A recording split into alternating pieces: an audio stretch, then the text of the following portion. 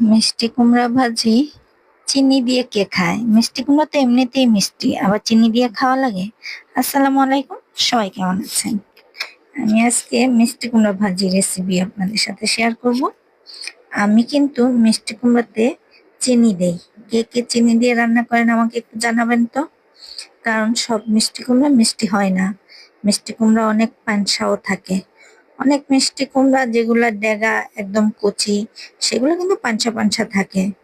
বাড়তি বাড়তি যে মিষ্টি কুমড়াটা পাকনা, সেটা একটু মিষ্টি হয়। তাও যদি চিনিটা না দেওয়া হয় তাহলে আমার কাছে একদমই মজা লাগে না, স্বাদ লাগে না। তাই আমি মিষ্টি কুমড়া চিনি দিয়ে ভাজি করি। এই যে মিষ্টি কুমড়াটা আমি কেটে সুন্দর করে ধুয়ে তারপরে এই যে কড়াইতে তেল দিয়ে পেঁয়াজ কাঁচামরিচ কুচি দিয়ে ভেজে তারপর মিষ্টি কুমড়াটা দিয়ে একটু নেড়ে চেড়ে একটু হলুদের গুঁড়া, একটু লবণ, একটু মরিচের গুঁড়া দিয়ে সুন্দর করে নেড়ে নিয়েছি।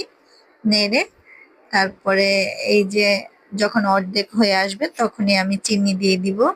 চিনিটা দিয়ে আরেকটু নেড়ে নিব। নেড়ে তারপরে ভাজা ভাজা করে নিব। আমার মিষ্টি কুমড়া কিন্তু একদম ভর্তা ভর্তা হয় না, আস্তে আস্তে থাকে। আমি কিন্তু আস্তে আস্তে মিষ্টি কুমড়া ভাজি করি, আর আমার মিষ্টি কুমড়াটা খুবই মজা হয়। খুবই পছন্দের আমার মিষ্টি কুমড়া ভাজিটা। এই যে আমার মিষ্টি কুমড়া ভাজি হয়ে গেছে, আমি ধনিয়া পাতা দিয়ে এখন নামিয়ে নিব। আমার মিষ্টি কুমড়া কিন্তু একটাও ভাঙেনি। এই যে, আল্লাহ হাফেজ।